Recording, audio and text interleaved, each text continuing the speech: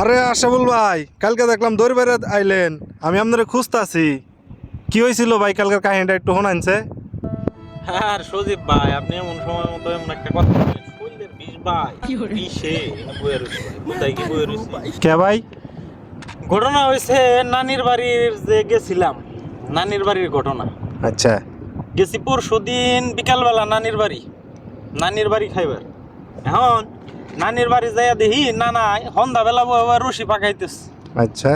তো রশি পাক দিতেছে, নানারে জিগালাম, নানা রশি পাকাও কি নিগা, রশি পাক দিয়ে কি করবা?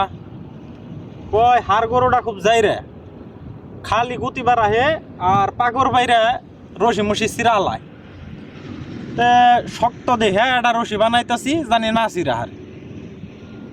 তো কইলাম ঠিক আছে, ভালো কথা বানাও। তাই আমি মামাতো বোনের নগে গপ্প সপ্প করবার নইছি।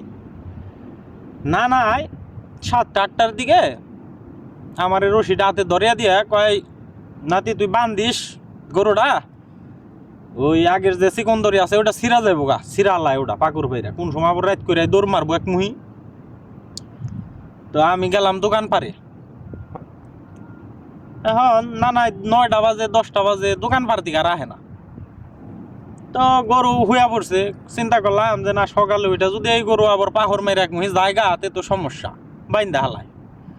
গরু সুন্দর করে বানছি। আচ্ছা। বাইন্দা রাইতে হুইয়া রয়েছি। সকালবেলা দেখি ইস, মানজাটা বিষ হয়ে রয়েছে। সকালবেলা কে ভাই মানজাবিস কে? আমার হাফটা বাড়ি বাঁশ দিয়া না এখন ঘুম ভাঙতে ভাঙতেই দেখি মামাই শিকার পারে, মামি শিকার পারে, নানি শিকার পারে, কে রে শিকার পারে কে? দৌড় পারতে পারতে দেখি গোয়াল ঘরের দৌড় দিছি, দেখ গরু জিব লেবার করে মইরা রইছে। এখন এনা আমার কি দোষ? সন্দেহি আপনার তো কোনো দোষই নাই। না, আমার কেমনে দোষ থাকবো? আমি রুয়ার নগে শক্ত করে বানছি, জানি না সুদা হারে। রুয়ার নগে বান্ধার পরে এখন গরু রয়েছে মইরা, না আমার কোনো দোষ আছে? আপনার এখন দিয়ে मतलब वो अलग ही लेवल का बंदा था। শরীরের বিষটা কমে না।